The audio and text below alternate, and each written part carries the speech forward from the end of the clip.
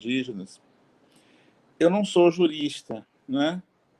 Eu sou antropólogo.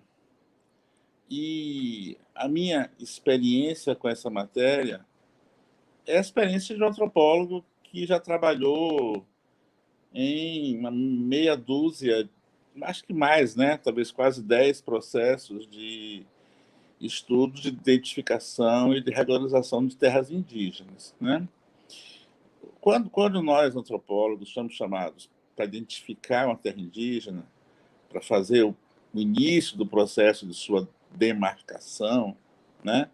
O que a gente tem que fazer é dar uma expressão concreta, em cada caso, aquilo que está na lei, né? Aquilo que está na Constituição. A Constituição define muito bem, no parágrafo 1º, o que são as terras, parágrafo 1º do artigo 231, né?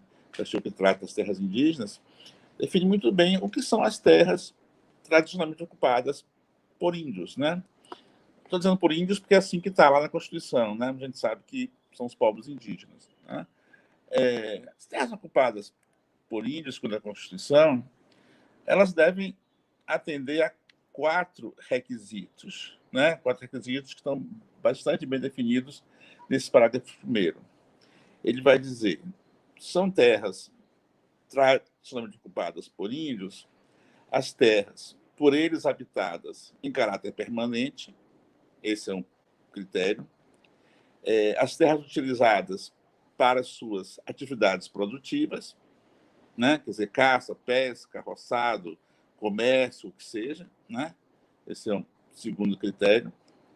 O terceiro critério vai dizer as terras imprescindíveis à preservação dos recursos ambientais necessários ao seu bem-estar, né? Então, não basta habitar e produzir, né? Tem esse terceiro critério, que é o que diz que são as terras imprescindíveis. Imprescindível quer dizer que não podem ser dispensadas, não podem ser descartadas, imprescindíveis à preservação dos recursos naturais necessários à sua sobrevivência. Recursos naturais necessários à sobrevivência, entenda-se, água, né, mata, o que seja.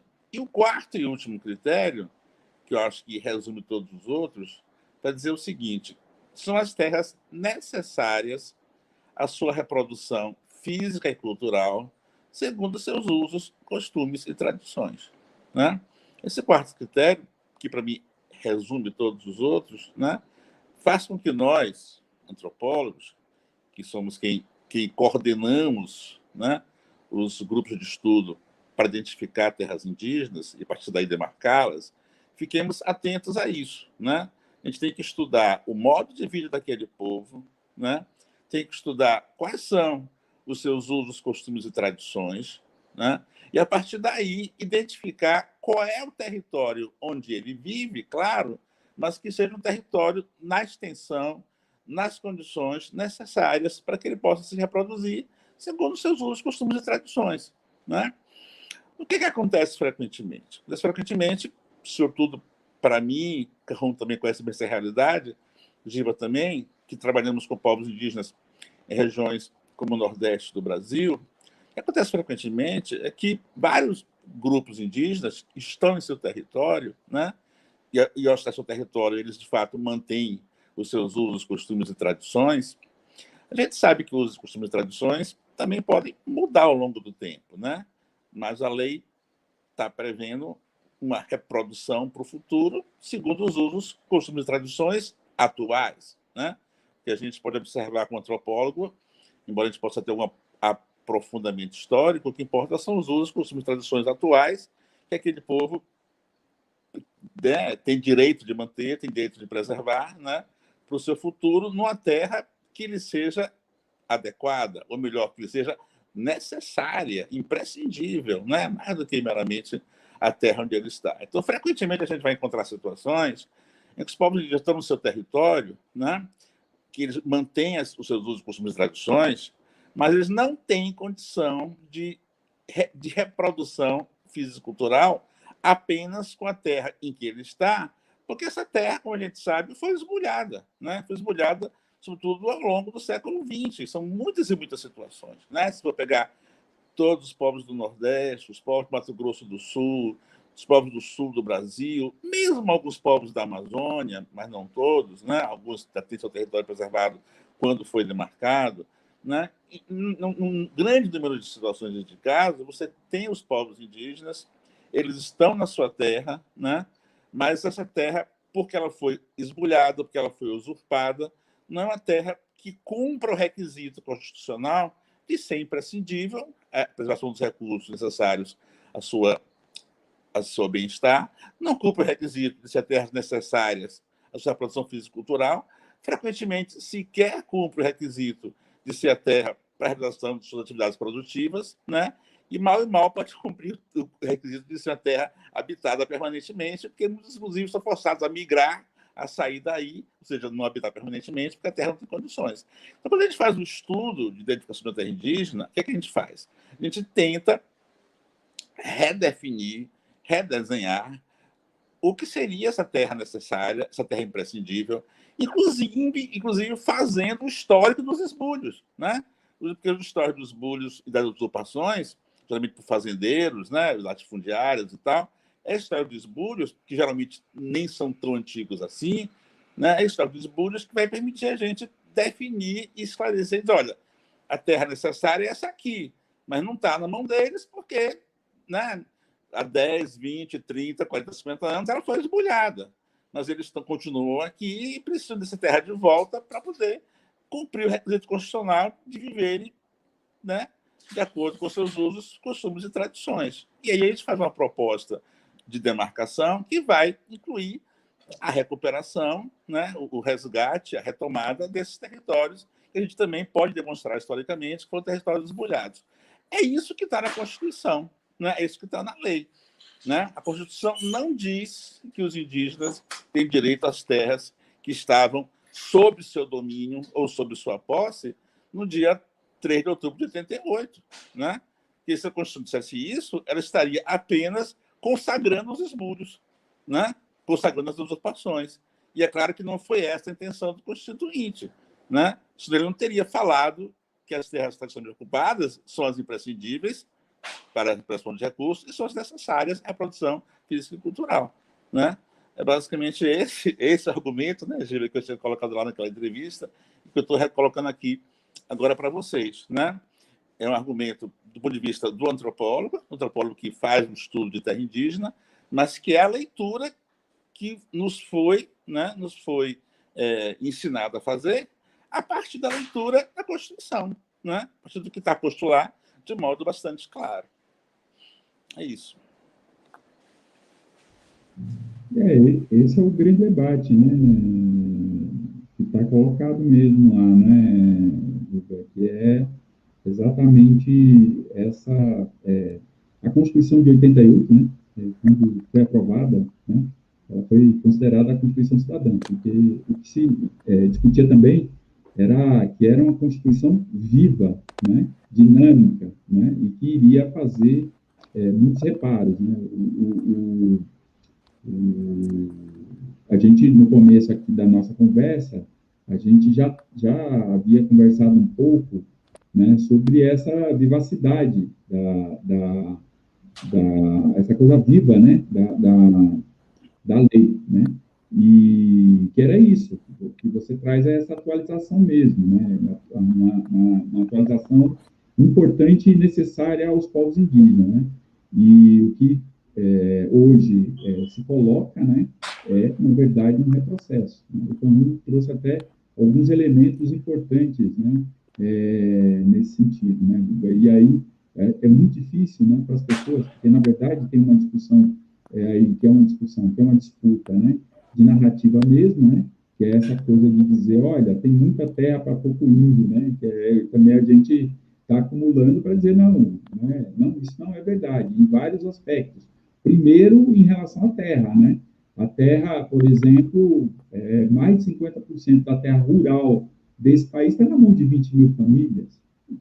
Então, né, é muita terra para pouco indígena, um número que a gente sabe que está aquém do número verdadeiro de indígenas, de 860 mil indígenas, né, segundo o último censo, né, tá Ou seja, o número é infinitamente superior. E essa história de dizer que o agronegócio traz riqueza, né, não traz riqueza para as pessoas que exploram a terra, né, e não para a população brasileira. Tem um processo agora recente, que é o agronegócio que está dando PIB positivo, mas esse recurso ele está concentrado, porque tem um avanço tecnológico no agronegócio, e que não só tecnológico, né? A gente tem vários outros crimes, tem um avanço tecnológico que não cria emprego, e a gente tem vários outros crimes do agronegócio, destruição da terra, destruição dos rios, enfim, né? É infinito isso,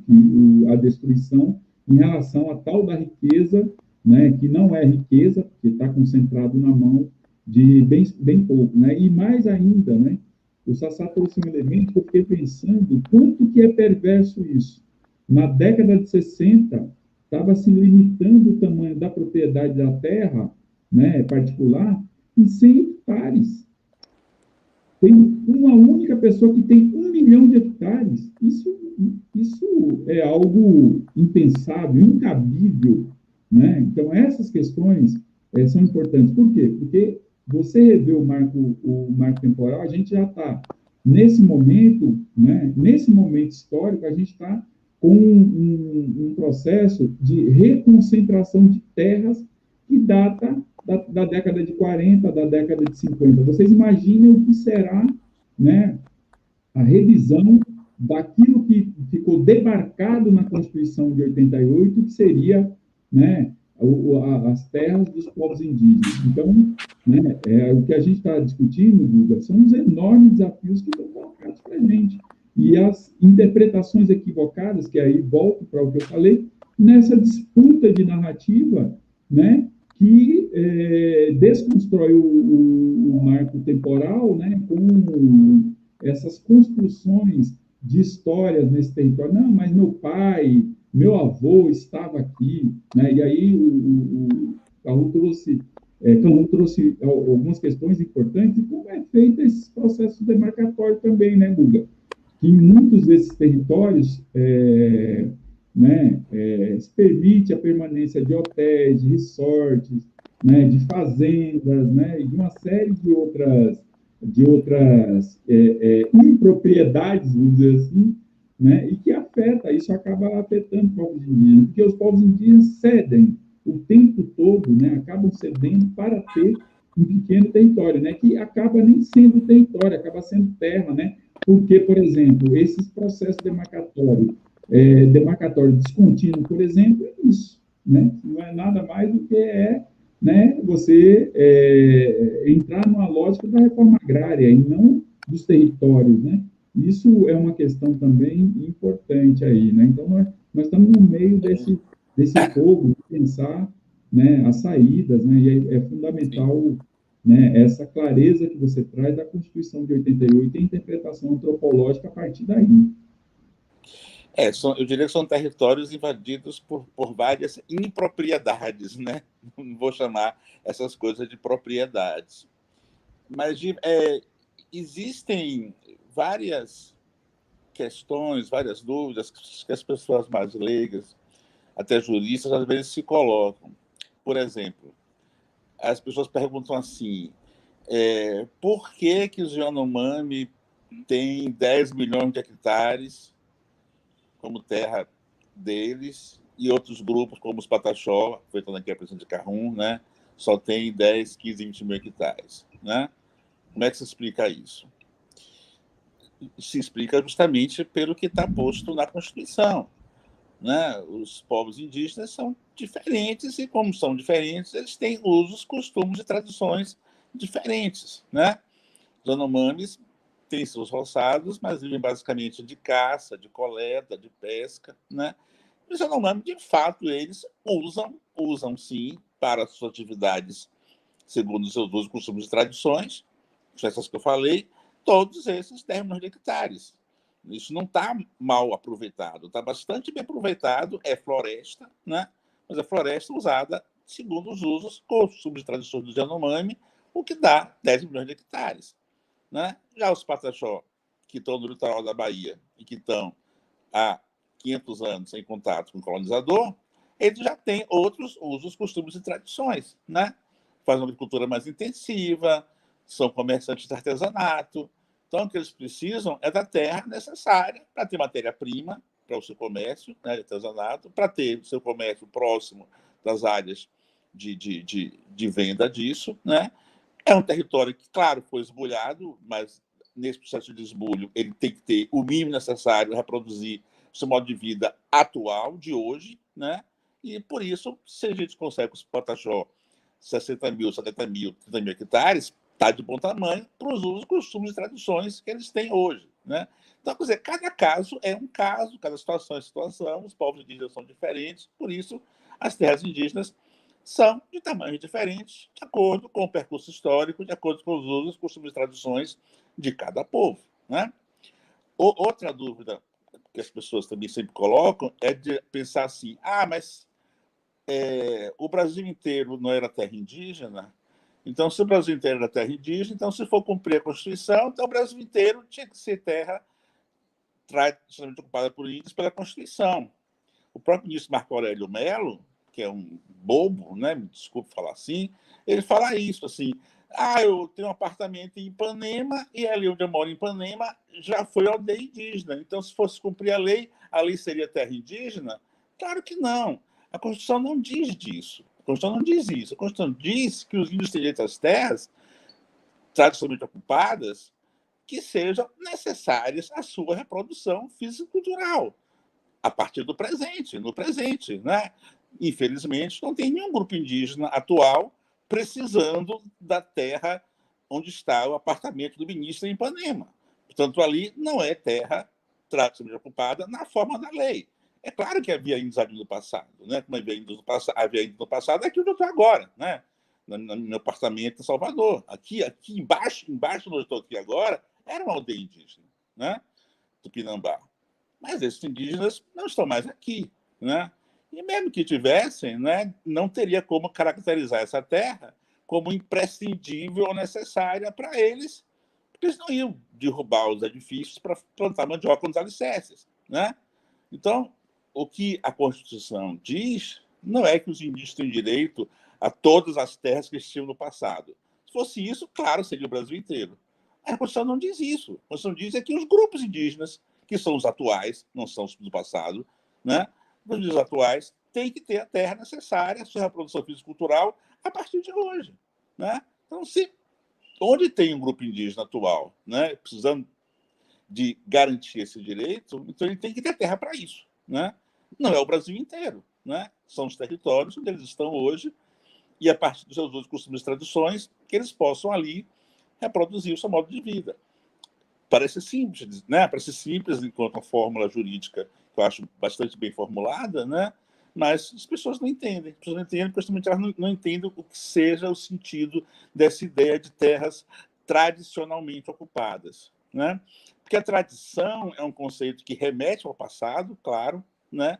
Mas ele é vivido no presente, né?